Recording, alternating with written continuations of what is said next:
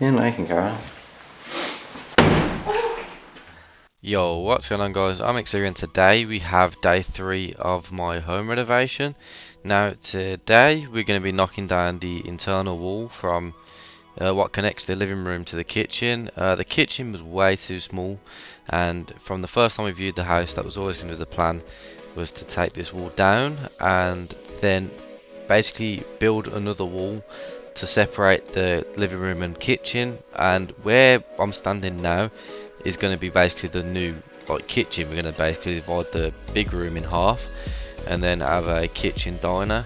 So in this video we're taking down both walls, we're just hammering them down, and you'll see towards the end of the video I rip saw the door, the corner piece out and the door frame off, so we have space to build the wall.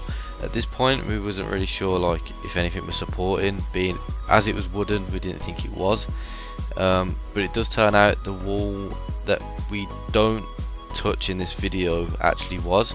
So what we had to do is we had to put a supporting beam in, but that would be in another video.